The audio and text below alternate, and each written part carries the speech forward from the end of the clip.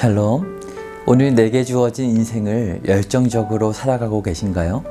그렇게 살아갈 힘과 지혜가 없다고 느껴질 때 오늘 나누는 호세아의 마지막 말씀이 큰 힘이 되시길 바라요. 호세아 14장 말씀이에요. 제 14장. 이스라엘아, 내 하나님 여호와께로 돌아오라. 내가 불의함으로 말미암아 엎드러졌느니라. 너는 말씀을 가지고 여호와께로 돌아와서 아뢰기를, 모든 불의를 제거하시고 선한 바를 받으소서. 우리가 수송아지를 대신하여 입술의 열매를 주께 드리리이다. 우리가 아수르의 구원을 의지하지 아니하며 말을 타지 아니하며 다시는 우리의 손으로 만든 것을 향하여 너희는 우리의 신이라 하지 아니하오리니, 이는 고아가 주로 말미암아 긍휼을 얻음이니이다 할지니라. 내가 그들의 반역을 고치고 기쁘게 그들을 사랑하리니 나의 진노가 그에게서 떠났음이니라. 내가 이스라엘에게 이슬과 같으리니 그가 백합과 같이 피겠고 레바논 백향목같이 뿌리가 바뀔 것이라. 그의 가지는 퍼지며 그의 아름다움은 감람나무와 같고 그의 향기는 레바논 백향목 같으리니 그 그늘 아래에 거주하는 자가 돌아올지라. 그들은 곡식같이 풍성할 것이며 포도나무같이 꽃이 필 것이며 그 향기는 레바논의 포도주같이 들리라. 에브라임의 말이 내가 다시 우상과 무슨 상관이 있으리요 할지라. 내가 그를 돌아보아 대답하기를, 나는 푸른 잣나무 같으니 내가 나로 말미암아 열매를 얻으리라 하리라. 누가 지혜가 있어 이런 일을 깨달으며 누가 총명이 있어 이런 일을 알겠느냐. 여호와의 도는 정직하니 의인은 그 길로 다니거니와 그러나 죄인은 그 길에 걸려 넘어지리라.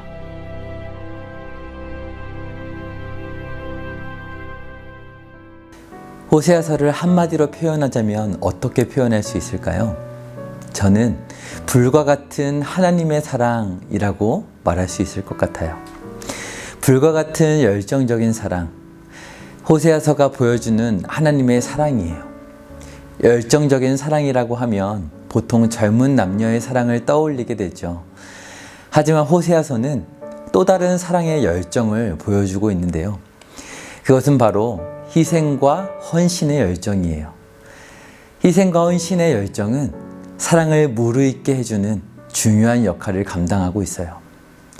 열정적으로 사랑하다 보면 때론 다툼과 실망이 있을 수 있지만 마침내 상대의 연약함을 덮어주고 용납하는 것, 연약한 상대가 다시 힘을 얻고 용기를 낼 수 있도록 도와주는 것이죠. 그렇게 사랑하다 보면 어떻게 될까요? 처음 연인이 서로를 향해 품는 사랑은 활활 타오르는 불꽃과 같지만 노년에 이르러 남아있는 사랑은 꺼져가는 잔불과 같아지는 것이죠. 군데군데 하얗게 타버렸지만 끝까지 잔잔한 온기를 전해주는 그런 사랑이 되는 거예요. 사랑 그 자체이신 하나님은 바로 이런 열정적인 사랑으로, 그칠 줄 모르는 애정으로 이스라엘을 사랑해 주신 거예요. 그렇다면 이제 마지막으로 호세아에게 주시는 말씀은 무엇일까요? 오늘 1절의 말씀을 함께 보세요.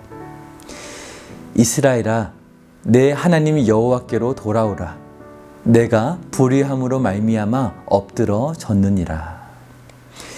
이스라엘에서 호세아가 선지자로 부름받았던 여로보암 왕 때 이스라엘은 강성했어요. 하지만 그것도 잠시, 열왕기 하의 말씀을 통해 알 수 있듯이 계속해서 암살당하여 왕이 바뀌고 아수르는 점점 북부 지역을 점령해 왔어요. 그때 북이스라엘은 어땠을까요? 애굽에 조공을 바쳤다가 아수르의 비위도 맞춰 주었다가 하면서 어찌할 바를 몰라 괴로워했어요. 오늘 말씀은 바로 그때, 사방이 막혀서 이러지도 못하고 저러지도 못하는 바로 그때였을 것으로 보여요. 이스라엘아, 이제는 내 하나님 여호와에게로 돌아오라. 너는 지금 너의 죄악으로 엉망이 되어버렸지만 이제라도 늦지 않았으니 어서 돌아오거라. 사랑하는 여러분, 만일 여러분이 이스라엘처럼 점점 궁지에 몰려 파산할 위기에 처했다면 어떻게 하시겠나요? 지금이라도 돌아오라 말씀하시는 하나님께 돌아올 것 같지 않으신가요? 하나님도 그것을 기대하셨어요. 그래서 이렇게 말씀하셔요.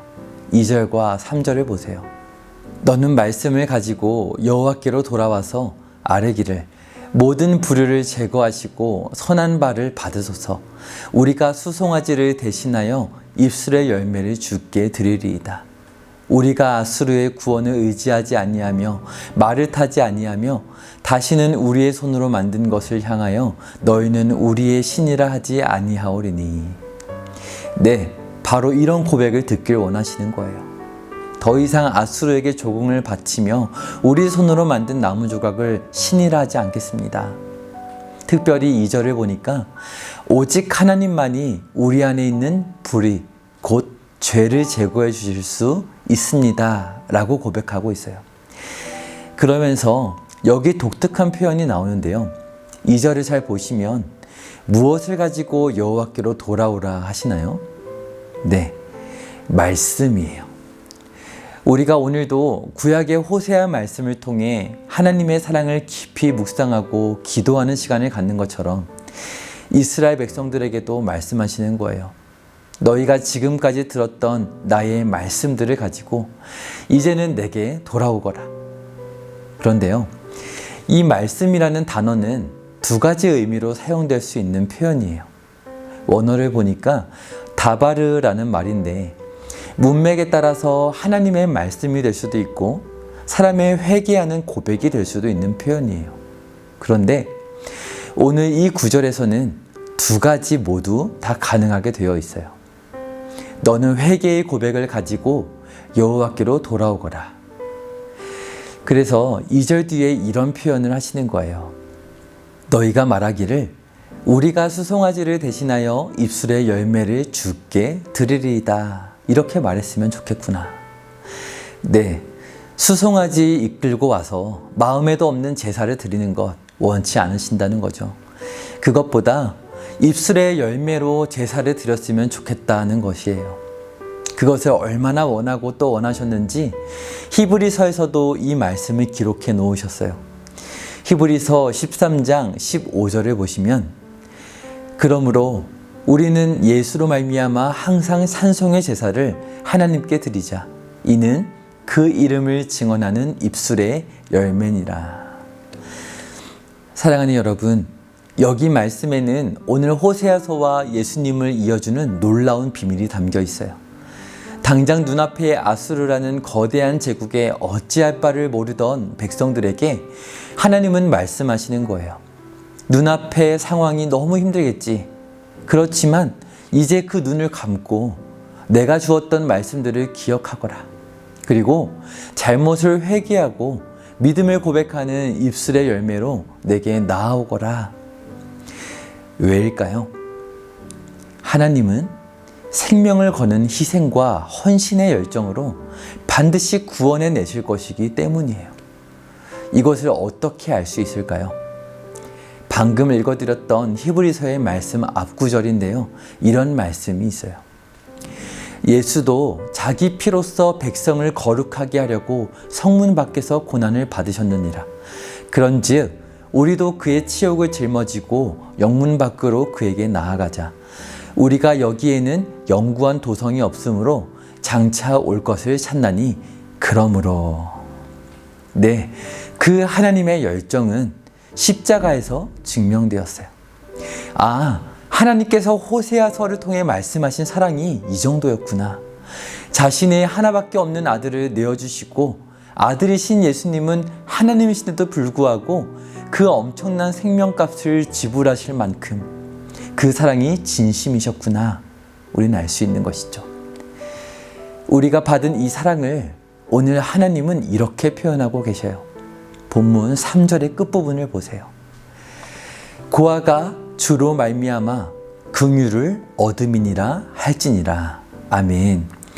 네, 희생과 헌신의 열정은요, 남녀간의 사랑에만 국한되는 것이 아니에요. 불타오르는 사랑의 열정은 자녀를 향한 마음에서도 찾아볼 수 있는 거예요. 그런데 하나님은 그 사랑을 우리에게 주신 것이죠. 사랑하는 여러분, 우리가 하나님의 자녀라 말은 하지만 원래 하나님의 입장에서 아들은 누구뿐일까요? 독생자 예수님 한 분뿐이셔요. 하지만 우리를 입양해서 양자 삼아주시기 위해 하나뿐인 아들 예수님을 십자가에 내어주셨고 예수님은 기꺼이 순종하신 거예요. 이제 호세아서 설교를 마치려 하는데요. 영어로 열정을 passion이라고 말해요. 한자 말인 열정엔 없는 뜻이지만 영어에는 있는 의미가 있어요. 그것은 바로 고통이에요. 우리는 천주교의 전통이기 때문에 사순절을 지키지 않지만 고난 주간에는 함께 모여서 예수님의 고난을 묵상하죠. 바로 그 고난 주간을 패션 위크라고 불러요. 호세아서를 통해 불타오르는 열정적인 하나님의 사랑이 느껴지셨길 바라요. 때로는 불과 같이 맹렬한 심판처럼 삶이 힘겹게 느껴질 때가 있어요. 하지만 그럴 때 십자가의 예수님을 바라보시길 바라요. 우리를 속량하시기 위하여 죽음이라는 희생의 대가를 기꺼이 지불하셨던 주님, 그리고 부활하셔서 뜨겁게 사랑해 주시는 주님, 그래서 영원토록 하나님의 품 안에 거하게 하시는 주님만 뜨겁게 사랑하게 되시기를 축복드려요.